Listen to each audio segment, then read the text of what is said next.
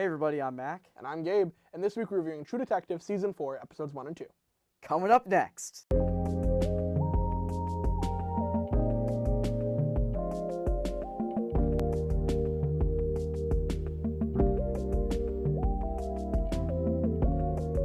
All right, Mac, True Detective Season 4. I've been so crazy excited for the return of this show. I'm a huge fan of Season 1, Seasons 2 and 3, maybe not so much. So I want to start by asking you, how did you feel about going back to the world of True Detective, and does this show feel like a True Detective season to you?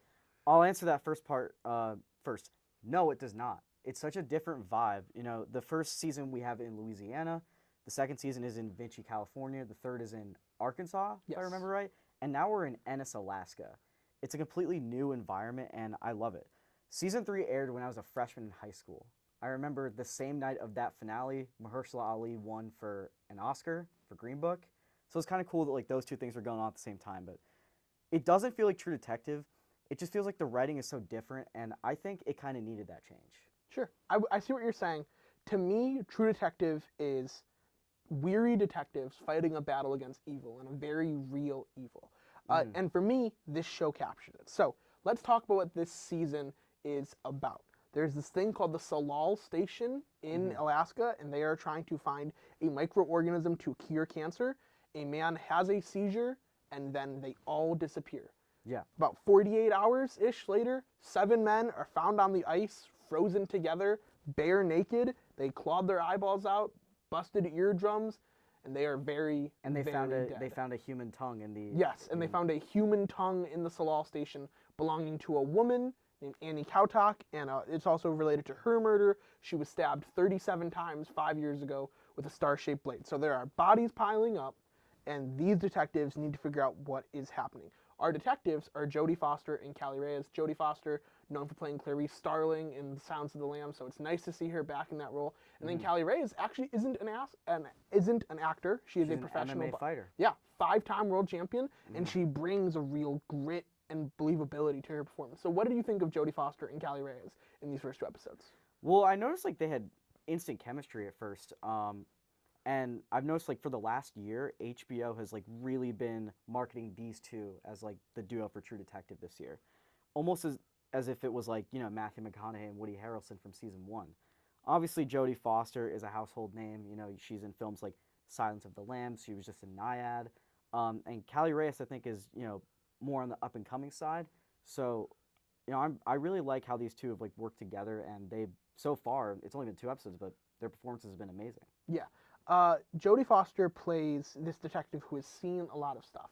And because of that, she's kind of the Matthew McConaughey character, if we're comparing it to season 1, where she knows what she's doing. She knows how to solve a crime. Her mantra throughout these first 2 episodes has been, are you asking the right question? And it's this really interesting idea. Callie Reyes, she is a detective who the most important thing to her is getting justice. But sometimes justice looks like vengeance, and she doesn't seem to be able to draw that line. And I think that's a really compelling idea. I also love that this show is anchored by 2 women who in a prestige television show, and one of them is an Indigenous woman. And I think that's really, really important that we're getting that representation in 2024. I gotta ask you, this show is starting to bring some stuff back from season 1, and we are going to be spoiling both the first 2 episodes of season 4 and the entirety of season 1. So if you don't want those spoiled for you, click away now. Season 1 is all about the Tuttles, who is a family in Louisiana who have started essentially a human trafficking ring, sacrificing people to the Yellow King Carcosa, which may be a real supernatural deity. It may also just be really powerful men having hallucinations. And we find out that the Salal Station is sponsored by Tuttle United, and it is a jaw-dropping moment in season 2. Are you upset that this show that has been marketed as an anthology show is starting to become interconnected? Does that bother you, or do you enjoy that? Not at all. I mean, I think it's kind of cool that like they're retracing their roots in that way. I think with a lot of the criticism from seasons 2 and 3 came from it was kind of difficult to see it going off track. You know, it wasn't like necessarily about too much of the internal struggles that the detectives were going through. It was more just like these crazy situations that was like so, like the writing just, it didn't feel like as tight as it was for season 1. I told you earlier when I saw the spiral for Carcosa, I had to look it up at first because it's been a while since I've seen season one. But I was like, is that it?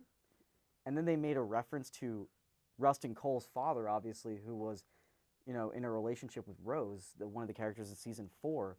And then I remembered, wait, Rustin was raised in Alaska, and then when he had to quit the force, he moved to Alaska to be a fisherman to support himself.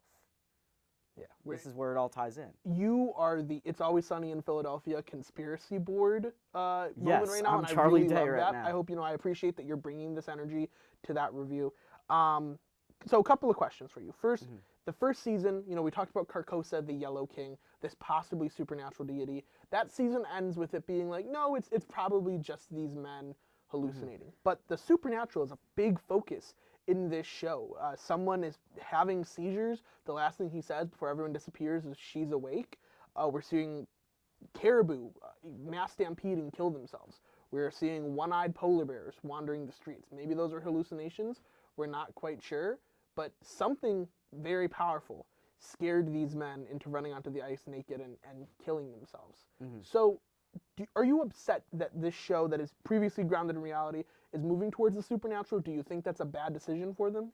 No, it almost kind of like shows you what these people are kind of seeing, I think, or at least like trying to show it from that perspective. Totally forgot. Oh yeah, I remember. I forgot what I was gonna say. There's this line at the end of season one where after Rust and Marty, they're able to apprehend some of the Carcosa followers. Someone says, well, you may have stopped these people, but it's pretty much everywhere else in the world. Yeah. So it's showing how this idea or this deity is like impacting other people, and almost like from what I've seen, like what they interpret this as. Yeah. I think it's kind of the next logical progression. And I appreciate the fact that it works with the setting. Ennis, Alaska is a place where for 3 months it's going to be absolutely dark, just because that's where it is in Alaska, and that's going to mess with your mind. So I think it's very plausible that, hey, people are going to start seeing things go bump in the dark when you're in the dark for that long. In that vein, it's kind of connected to Insomnia by Christopher Nolan from 2002, a really good thriller where Al Pacino's character can't sleep because it's bright for 3 months. And so it gives you paths that you can explore. You can go the supernatural route, or you can tell me that everyone's hallucinating, and either way, I'll believe it. Now, what's really cool about the writing is, unlike previous seasons of True Detective, where it was led by Nick Pizzolatto, but there were other writers. This season, yeah, right? it's actually exclusively being written and directed by Issa Lopez. So one thing that I'm really appreciating about this season is that it's got a really singular point of view. There's a director with a very specific vision, and she is executing on it. Do you kind of want to speak on that? Yeah, I think, like I was saying, seasons 2 and 3, I think were very disconnected from what the original intent was. I think it's to study, these kind of, it's a little bit stereotypical, but it's to study these like troubled detectives and how their demons intertwine with like the sort of case that's going on. And you see that a little bit with like Ray Velcoro and Wayne Hayes, but I feel like it's almost like a return to form in this, and that's what I really appreciate. And I think a lot of that was probably because of the criticism that the last seasons got. So it's been 5 years since season 3. I think they thought, if we're going to revisit this series, then we need to go back to what made it amazing in the first place. Yeah, and I think one of the things that makes True Detective stand out from other shows is that how many of the little things it gets right. So for example, we have a Billie Eilish theme song. And I'm not a huge Billie Eilish fan, but it completely works, and like the darkness and creepiness of it really gets you in the mood for True Detective. We also have really excellent supporting performances. Yes. In episode 2, we got Christopher Eccleston, who I know most from Doctor Who as this possibly suspicious Anchorage police captain who's telling her to move it to Anchorage or else. And there's also some other things between them. Yes. And I just really appreciate that this feels like a lived-in, believable world. You talked about Rose, who is this woman played by Fiona Shaw, yeah. who can see ghosts, or at least she thinks she can see ghosts. And the ghosts help her discover the block of men who are dead. It feels like a wacky Alaskan city where people are really starting to lose their minds. it goes with you were kind of saying before, like about the importance of the location here and how that impacts the story. Like with each like different location, you're gonna get, a particular group of people. So I kind of think that they implemented that well into the little details of the characters. Absolutely. Another performance I want to point out is the Pryors. Sure. Peter and Hank Pryor. The young actor that plays Peter Pryor. Like I really like his character. And I like how he's kind of warned that, like, you don't want to be near Liz Danvers. You're going to grow to hate her. But he just wants to learn. I'll tell you now, I feel it in my gut. He's going to die. I have no proof about that. Mhm. It's a suspicion. Before we wrap up and give our scores, I got to ask, Mac, if you and I were starring in True Detective Oh, Season boy. 5, where would we want it set? The streets of my hometown, Milwaukee, Wisconsin? I think that'd be interesting. That would be. I was going to say, I'm from New Jersey. I feel like something in, like, Copland 2, it's just you and I in New Jersey. I like it. like, somewhere, like, in a high crime place, like maybe like Newark or Irvington could be a good location. But I'm ready for the show. All right, we talked about the good. I don't really have anything bad to say about True Detective. So Yeah. episodes 1 and 2, what are you just giving them? I know, we can't judge the entire season yet, but just that 2-episode run, how are you feeling?